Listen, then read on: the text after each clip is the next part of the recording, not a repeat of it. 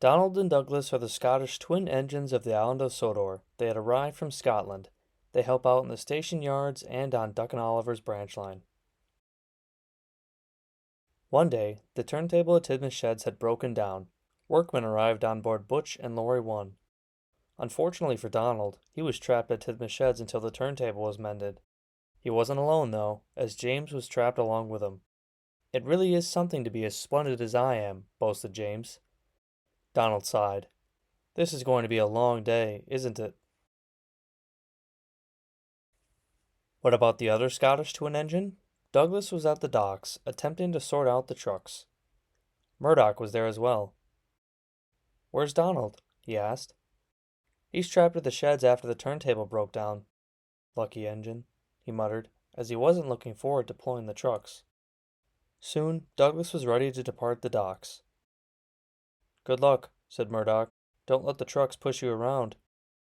Don't worry, I won't, replied Douglas as he left the docks.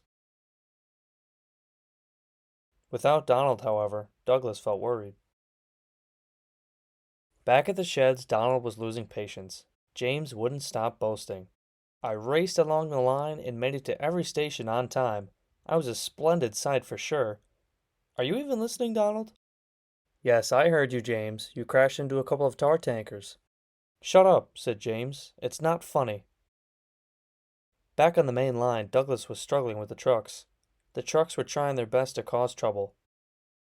They swayed back and forth. Then there was trouble. Douglas was so focused on managing the trucks that he ignored the workmen waving a red flag. Up ahead was the turntable. Douglas's driver applied his brakes, but it was too late. Douglas crashed into Laurie's flatbed and fell into the turntable well. Not again, said Laurie. I'm not safe on either of these railways. Douglas was dazed and surprised, as the trucks were delighted at their mischief. Donald was pleased to see his twin. Thank goodness you're here. I couldn't listen to James for much longer. Douglas laughed. I'm glad I could keep you company. I just wish I wasn't buffered down in the turntable well. Just then the Fat Controller arrived. I'm glad you're all right, Douglas, but you've delayed the repairing of the turntable, and I know the other engines will not appreciate that, he said as he left for Ellsworth Station. Thomas arrived to pull away the unhurt trucks. Then he came back to pull Douglas back onto the rails.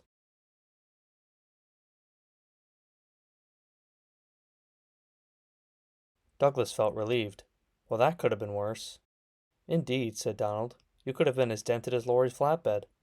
Douglas laughed, and even though he felt bad for getting into an accident, he was glad to be in the company of his twin again. The next morning the turntable was mended. James puffed out of the sheds. Just wait and see, Donald. Soon I'll be flying along the line with shining coaches. Just then, Percy puffed up in a hurry. Good thing you're still here, James. Sir Topham Hatt wants you at the coaling plant right away. James was fuming as he left the yard, and Donald and Douglas could only laugh.